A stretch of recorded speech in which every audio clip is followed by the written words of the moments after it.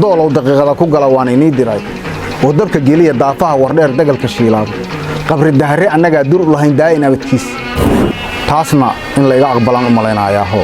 تكري واتا مقلل لغو قراعي هدير عقوبة إنك قشي dadkeena ee baabiiday waxaana ka bilaabay Itoobiya oo xilligaas dhibaato badan dalka markaas nimankii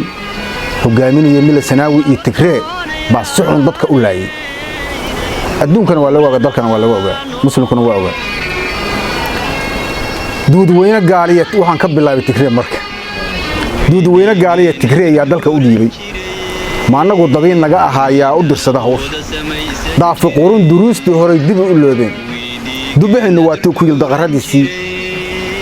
dabagaab uraagiya amxaar diif laba yimid daansigeeda arko dulmigu waa iska daahiray dad isdilay dalkeena burburay daaqad ka arkeen diracyadan daraa duugnabay dib u ogaadeen daldaloolada ay darsan duuman layda wiye darisnimadii diiday waa dagaal doogo noo furan xabashigana waa dilin qaani gaal dibira weyn Tigray daaman kuusane waa inuu dib u shalaaya dabarkooda waa jaran hadaan daayna ugu baajin dufulay ragii dil laha waa diyaarsaday daayartiyo duqowdu dagaal daacad u ahaada dumarkana darmaha laaba dhohayaan dib loo noqon wardiintiya dalkeena ka weyn danaha gaarka dagaal gelinta annaga wadno duulanka aan bixin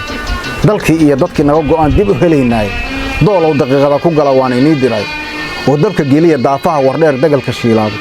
qabri dahre annaga dur lahayn daayina badkiis goday deysan meene dardar daalan waxa jooga dusha aadari daaraha jigjiga duhur ka soo jeesta dirir laba difaac adag u dhigo daclu si dhaaf adi sababa jeeran degnanayaan dib loo noqon adi sababa jeeran degnanayaan dib loo noqon taasna in la iga aqbalan u maleynayaa ho Tigray waata maqalal lagu garaacay hadeer uqubada inaga gashay dadkeena ee baabiiday taasna waa la jaasiyay ilaahay baa jaasiyay duulala ilaahay ku kiciyay